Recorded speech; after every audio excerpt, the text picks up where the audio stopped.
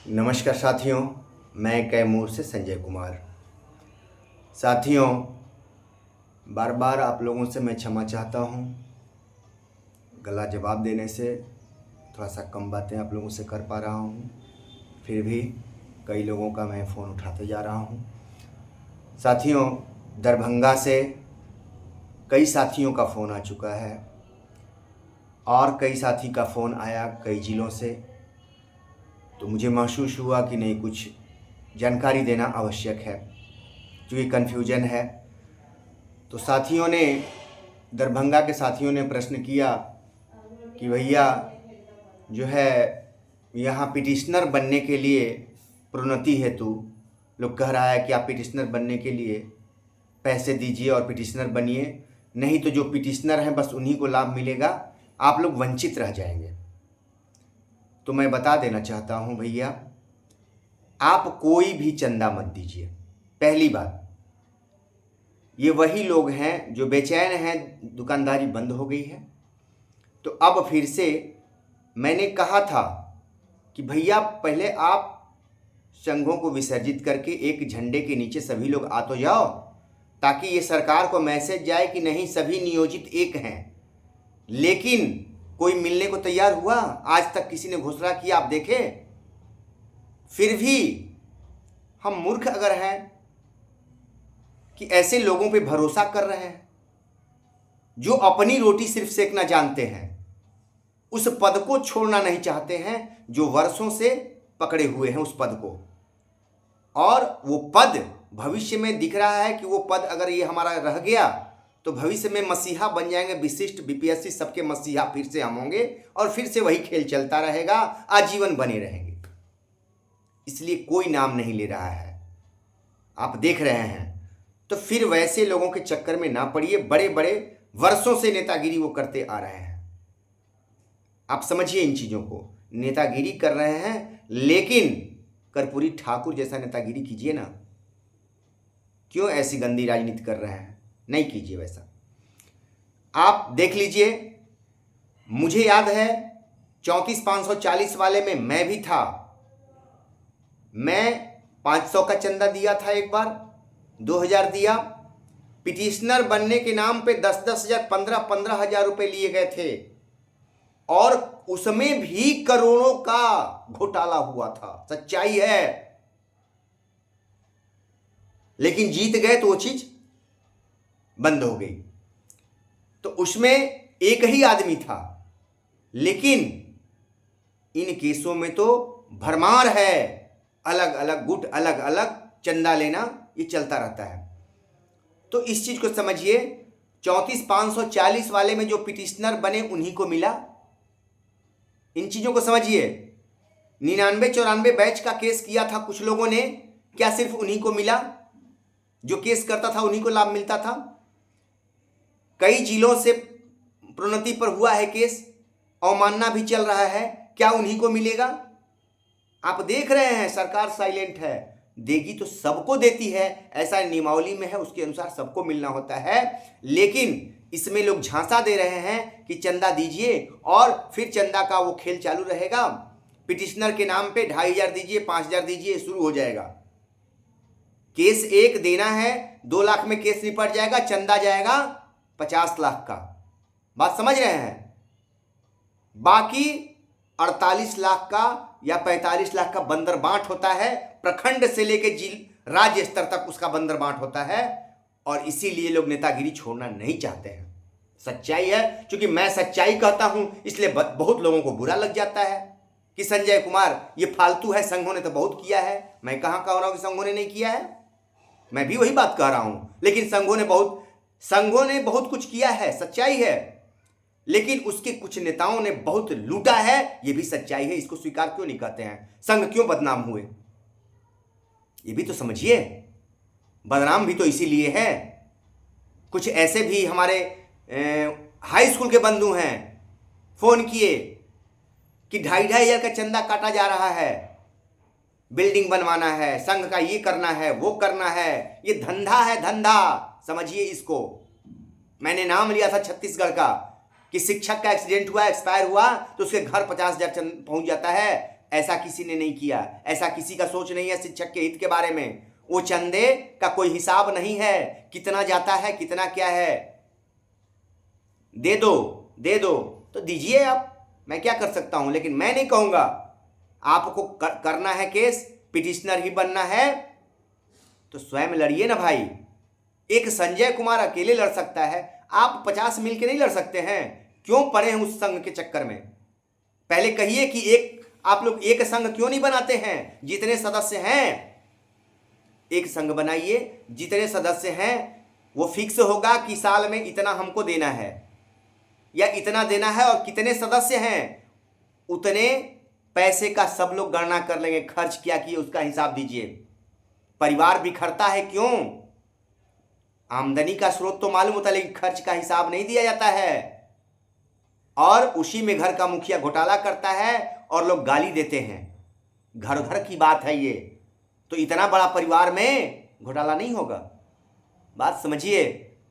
तो इसी के लिए एक मुद्दा हो गया कि चंदा नहीं दे, अब वो सब खेल बंद कीजिए।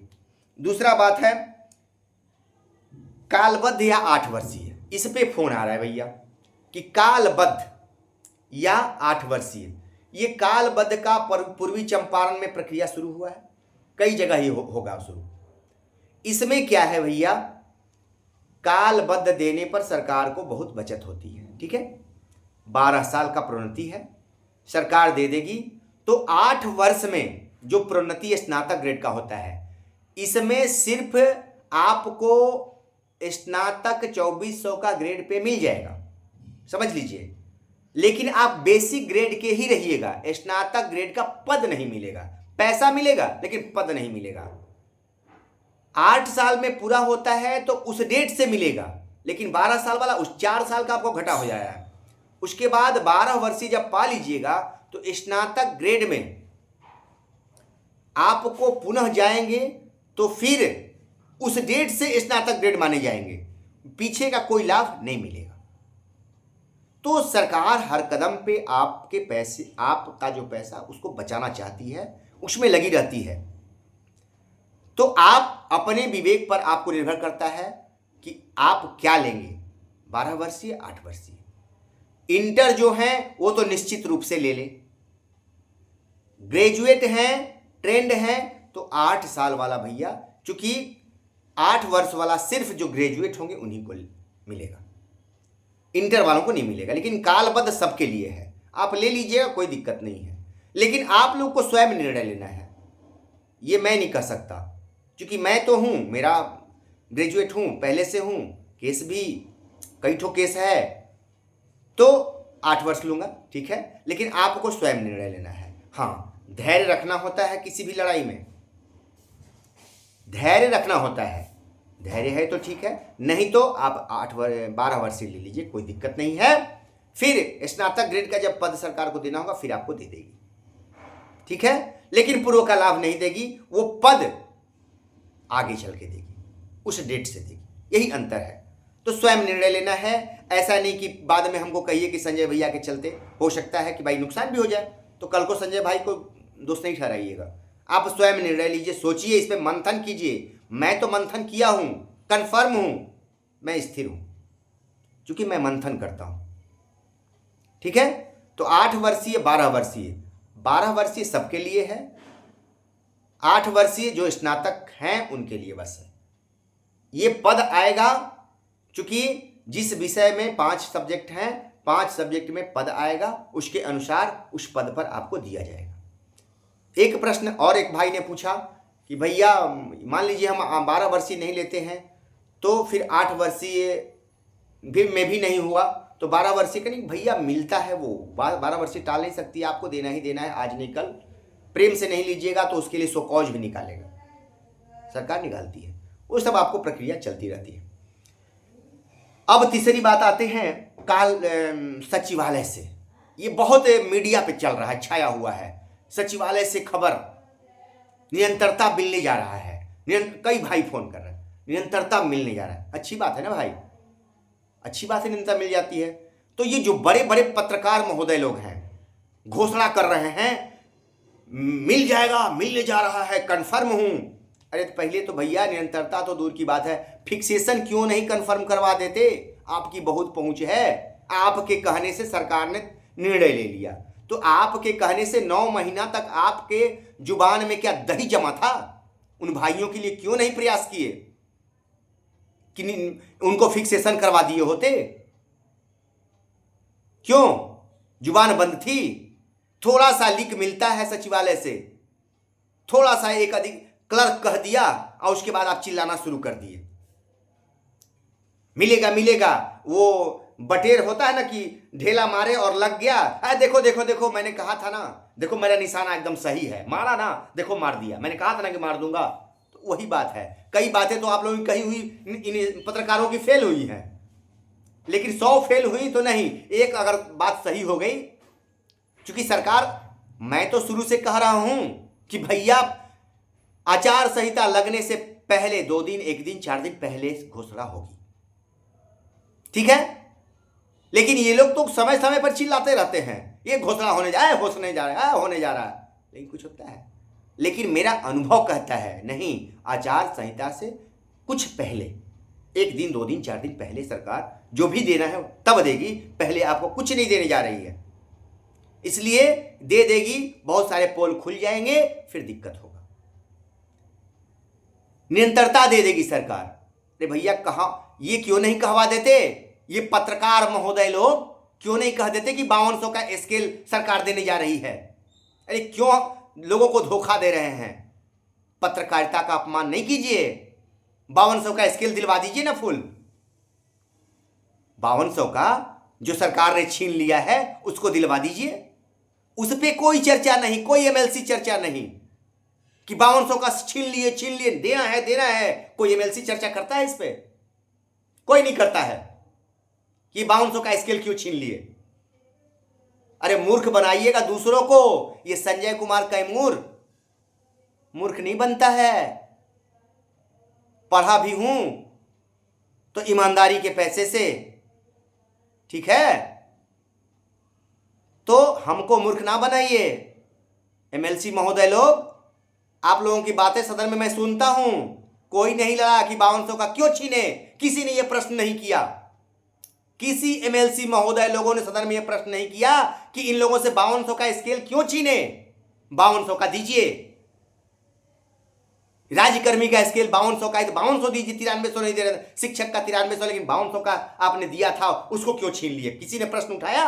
नहीं उठाया। एमएलसी का चुनाव लड़ने के लिए आ जाएंगे, वोट दीजिए वोट दीजिए, कितना आपके लिए लड़ते हैं समझिएगा, आप समझ रहे होंगे।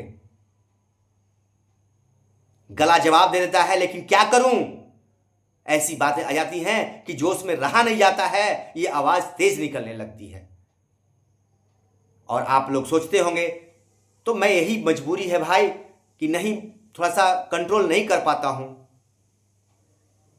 तो भैया यही चल रहा है, अभी लास्ट में निर्णय मैंने जो कहा है वही होगा, मेरा अनुभव कहता है।